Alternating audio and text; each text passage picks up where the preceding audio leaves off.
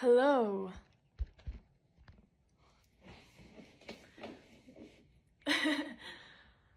Welcome to my Instagram Live. I very rarely do these, so it's so exciting to get to do one today and talk to you guys.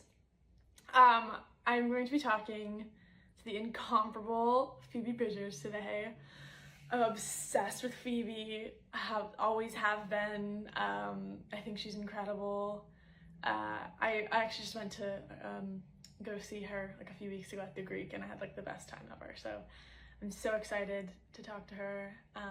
We are going to be doing our ACL, our Austin City Limits performances are going to be like airing back to back. So we're so excited for that. And yeah, we're going to be talking about it on this live. Let's see. I don't actually know how to add people. Oh, there we go. Okay. Did I do it? Hi, Angel. Hi, how are you? I'm so good. It's good to see Good. you. Good to see you. I was just saying, I went to your concert at the Greek like a few weeks ago, and I got one of those like punish him, dump him shirts, and I've been searching high and low in my room because I wanted to wear it for the live, but I couldn't find it. Know that I want it, and I wear it. Oh, that's so rad. Yeah, that was a fun show. I don't know, LA's weird. Like, LA's your hometown, right? Yeah, yours too. Didn't you grow up in Pasadena? Yeah. Wow, it's like the best. Yeah, totally. Yeah, it's just weird to play LA and look out and see like your mom like, right there, you know. But yeah, so fun. The best. Greek is like my favorite venue to like watch shows too. But it's Me like too. guys, like the ambiance. I went to Casey Musgraves show there like right before lockdown, and there were like people in the trees, like they're like tree people like that are watching the shows. They like hike up and they like go in the trees, and Casey was like, shine your like phone flashlight if you're up there, and there were like 100 people like just hanging out in the trees watching the show. I thought it was incredible. It was like some forest shit. It was amazing. So someone told me that like right before I went on stage. Like sometimes there are people in the trees, and Casey Musgraves made them shine their lights. And I think it was night 2 that I was like, if anybody's up in the trees, like shine your light. And just like nothing. I'd like to think that maybe people like are too scared to get in the trees. Like if it's safety that you're concerned about, but like, come on, guys. Like it just like fell flat. It was so so fun. Oh my god. Yeah, but it does seem very dangerous to like climb up that high. Like I don't know, but yeah. incredible. I used to see there's a festival in Golden Gate Park that I really like called Hardly Strictly Bluegrass, but it's like totally allowed to go in the trees, and I'd watch shows from the tree, but very safe. Love that. Yeah, so rad. I have never actually been on tour, so I've never like, done the whole thing, but do you have any like advice, or what's your like experience with it? Well, I'm so excited for you because like getting to travel and stuff is great, but getting to travel because of that like makes everything more fun. Like if you go on vacation and like you get kind of depressed or whatever, like it's so much worse. Like if you're depressed on tour, you're surrounded by people who are like, you get to be with all your friends, and it's like work. Right. So then the magical moments are like so much better, and the sad moments are weirdly so much better because you're like, I don't know, like I have such a great friend group of people who are like, I know it's hard to miss your dog and stuff. But yeah, my advice is like FaceTime your pets, like call your mom. Like I don't know, it's just like it's okay if there are times that feel a little bit harder, but like mostly it's the best thing ever. I don't know, I think that would be my advice, but I feel like you already know that because that's kind of like music in general. Sure, yeah, I'm definitely gonna drag my mom to go on that tour with me. Yes, totally. What dog do you have? What'd you say?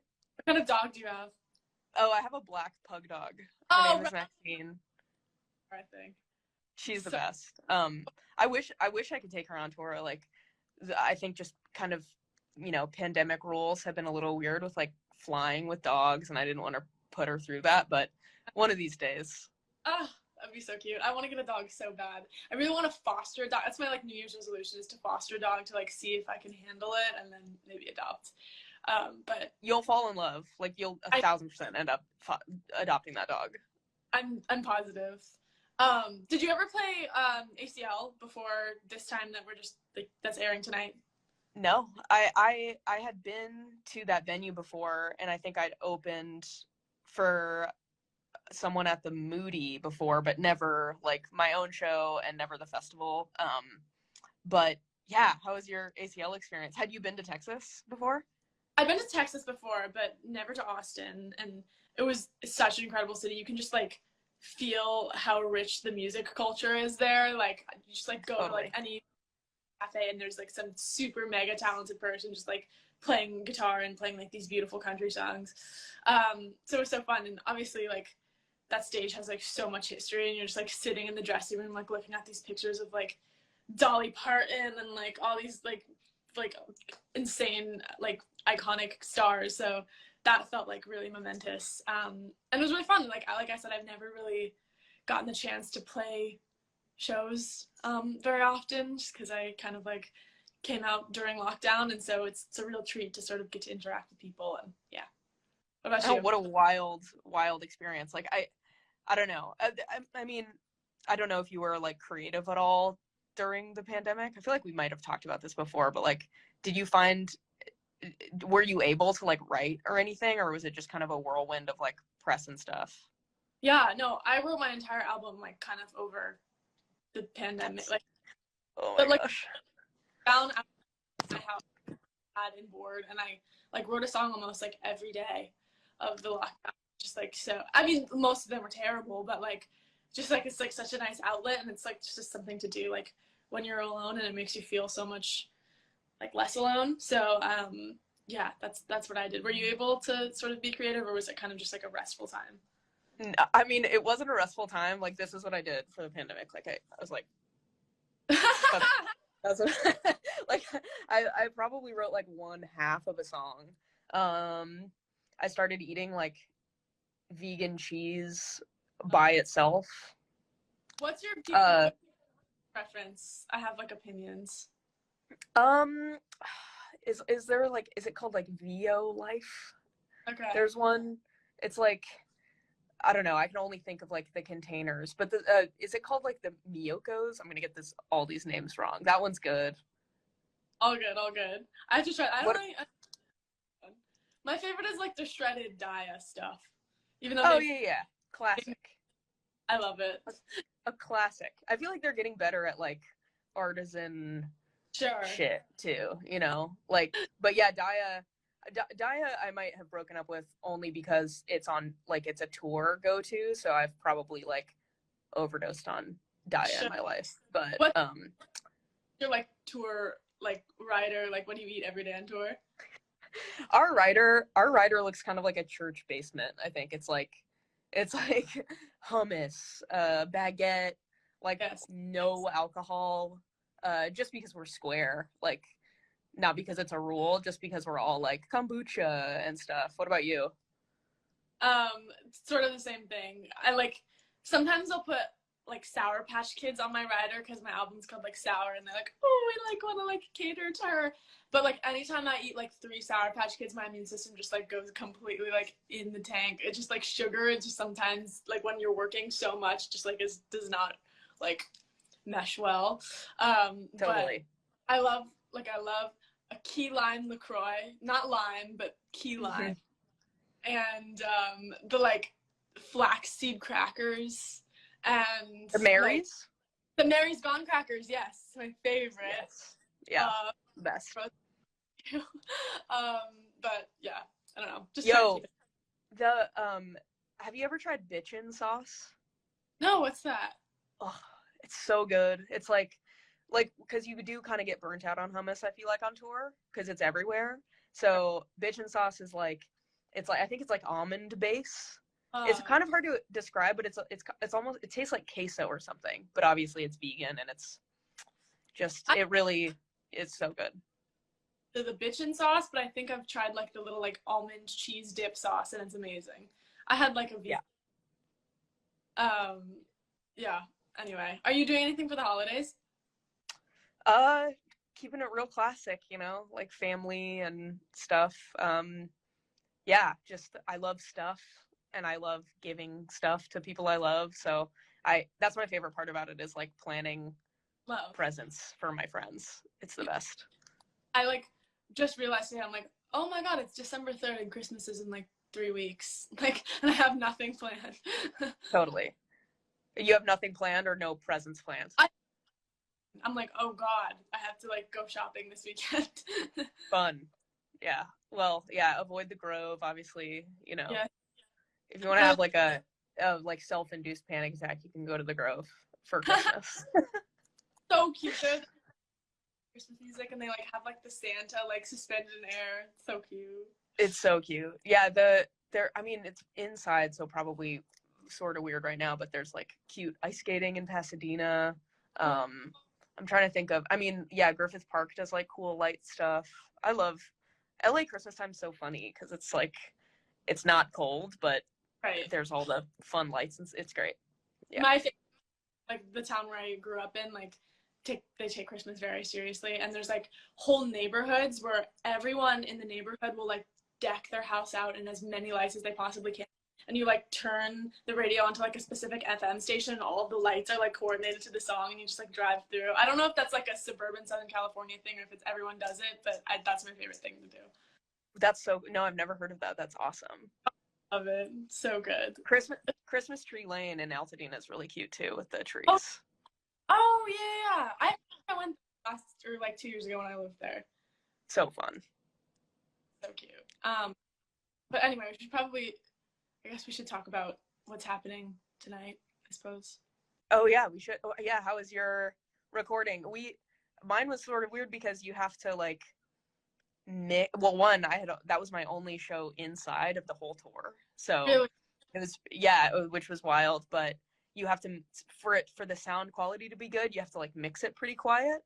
Right. So it kind of was like, yeah, you probably felt like this on SNL too, but like mostly you're hearing monitors, but it was like, yeah, it was so cool. But then you forget there's a camera. How was your show? Totally. Oh my god, were you so nervous to do SNL? I literally like was freaking. I've never freaked out so hard as I did like 30 minutes before I had to go on. It was the scariest thing in the whole world. Yeah, well, it reminded me of having a nightmare, where you're like having a scary dream and you can't scream in it. Totally. Like I'm like I don't know if I can make noise with my face right now. But it was also that was cool for me because I hadn't played to people at all at that point. So even just having like a couple cast members and like camera people around was so like it felt realer than any other live show, but being able to in your brain be like these are millions of people was really hard. So freaky. And also there's like all of these like incredible people that you've like looked up to your whole life on the walls and you're like, oh my god. That's incredible. Terrifying. Yeah.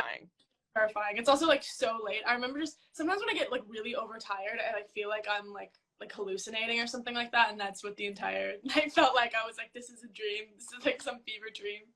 Totally. I think what's fun about ACL is that like for SNL, like I feel like your nerves wear off like 30 seconds before your song is over, and for ACL, like you have a chance to be like, you're fine. It's a show. Right. Right. Like you're playing a show and then this is your job. Totally. I don't know. I always feel like the first song on stage is terrifying, Totally. Yeah. And all the fans at ACL were so sweet and like, I felt like I could like mess up and they'd like forgive me, which is a nice feeling. Totally. Yeah. Do you like when people like scream words, or are you more kind of like, oh no, you'll make me mess up? No, I'm obsessed with it. I mean, I literally played like 5 shows in my career, but cool. But like, I remember the first time like that happened, I was like playing driver's lessons on the piano, like hear people like singing it back to me, and I just remember like being like, oh my god, why do I even need to sing? I just want to hear like them sing it. Like I just like want to stop singing. So surreal. It's also like, have you done the power move of like microphone out to the audience yet. Love doing that. Yeah. I literally just did it for the first time, and I was so nervous. Like, how embarrassing would it be to like nobody says anything? But it's so fun. I know. So much fun. So great. Yeah, but that's always so cool. And everyone like always says this. I feel like it's such a cliche for musicians to say, but it's like so weird, like especially probably for like you and me who like we just like write little songs on our guitar like alone, and then like to like hear like a bunch of people like resonate with them and sing them back is like so weird. I was like, oh my god, like I wrote this song like in an hour on my bedroom floor because I was really sad, and like now like thousands of people are singing it. It's just like the most surreal experience. I don't think I'll ever get used to it. Well, especially for you and me, where it's like pretty messed up lyrics some of the times, and you just see people like beaming and singing. It's like, you know, you feel like Britney Spears, and then you're like singing about something that you're totally tortured by. Like, it's crazy. Yeah, I mean, I'm the biggest fan of you. I feel like I've told you this before, but the feeling is highly, highly mutual. Obsessed with your album. So obsessed. Yeah. I'm obsessed with both of your albums. I remember like viscerally the first time that I heard Funeral, and I was like, I literally made everyone in my life, I was like, you guys have to listen to this song. This is the most amazing song in the whole world. I like sent it to everyone. I was like, this is so genius. I'm sorry to all those people. But yeah, one time I was playing in Oslo and people were moshing to that song in the front. Like they knew the words and they were and it was the best day of my life. Literally, me and all of the friends that I sent it to in the mosh pit. I remember at the concert saying that you were giving like a backstory as to like how you wrote that. It was like in order to like in LA. Yeah. So my friend Harrison, who is just the best, he plays guitar with me. I was trying to get him to move from Nashville to LA. And I feel like we were both going through like such a hard time, and our only lifeline was each other. So we were like, you know, we were talking on the phone for hours a day, and I finally got him to move. Like a year after writing that song, and I, which was so cool too, because I went to visit him in Nashville, and then I like finished writing it in his bedroom. But yeah, it has a happy ending, that song, which is nice. Is that I'm closer to my friend. Yeah, definitely got so many good things out of that song. What's like a sad song of yours that actually has kind of a happy ending? I don't know if it even applies, because obviously my first record came out so long ago, but these are probably all developing feelings still a little bit for you. Yeah, I mean, I think it's like there's something about taking these like feelings of utter devastation and turning them into something that feels like triumphant. Like I remember the first time where I listened to Driver's License, and it like instantaneously like shifted from being something that I was like so ashamed about to something that I was like so proud of, and like I was so excited to share with other people. And there's something just like so cool about that. And I think about that all the time too. Like how crazy is it? Like I get to like live in this apartment. I like paid for this apartment money that I made from like writing songs, like, and so amazing. Totally. Like I don't know. So I think there's just like it's just so many blessings that come out of those like really devastating things. And it's just like in life too, even if it wasn't so like cut and dry, like I don't know, I just think you grow so much from going through experiences like that. So.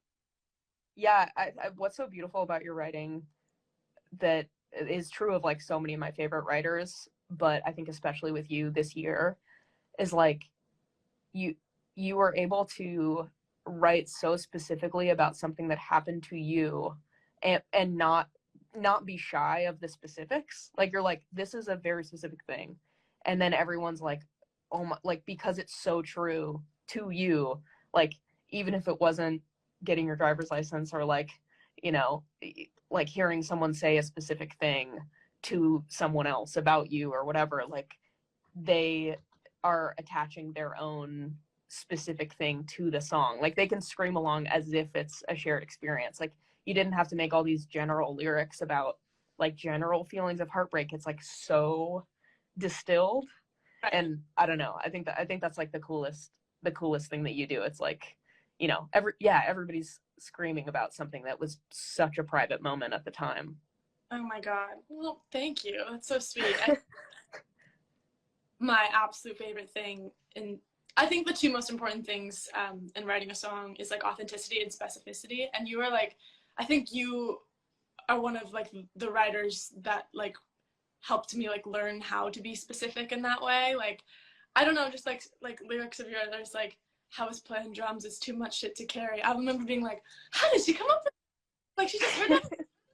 That's gonna be great. And it's like, I would have thought that, but like it's amazing that way. And I don't know. So yeah, I love specifics. And yeah, like you said, I think there's such an art to being super specific, but not like beating people over the head with it, so that you're like, this is my life and you have to perceive it exactly that I'm perceiving it, and like this is my story and you have to have this exact story. It's like, I think that's sometimes what's cool about songwriting is people can like fill in the blanks of your story with pieces of their own story, and then it makes it like more meaningful.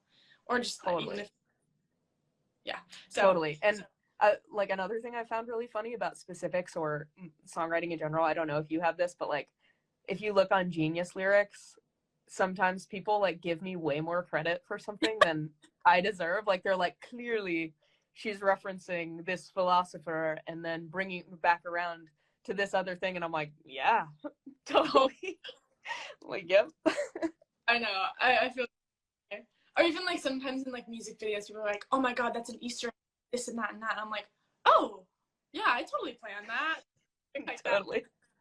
But that was such a happy mistake. Totally. Yeah. What are you up to right now? Are you in the studio? No, I'm just chilling. I am in the UK in a cabin in the woods, which is cozy and cold. Yeah, it's great. What are you up to? I'm just like chilling in my apartment in LA. I too did the like countryside of England little cabin in the woods before I performed at the Brits, and it was very cold. I have like this like horror story. I've never like told it publicly, but we were in this like little cabin and it was freezing cold and we couldn't figure out how to work the like thermostat in the place, and there was a wood burning stove, and so we were like, okay, maybe we'll just like turn on the wood burning stove in this like cute little cabin, and like we closed all the windows and had the wood burning stove, and the entire place was like filled with smoke and nobody else was like bothered by it, but I like was like throwing up all day. I think I got like carbon monoxide poisoning from the place. No, dude, nightmare. It's supposed to be a cute little like romantic English countryside. You are not gonna catch me trying to light this. You are not gonna catch me trying to light it. Amazing. Well, I'll let you go chill. Your little cabin. That sounds amazing. But for everyone watching, you can watch our ACL performances tonight. It's on PBS, right? Yes, indeed. Yes. On PBS. Catch us on PBS. PBS girls. And yeah, it was so great talking to you. I'm so inspired by you always, and I hope to see you here in LA. Yeah, catch you around. So good to see you, dude. You're the best. Bye. Bye. Bye.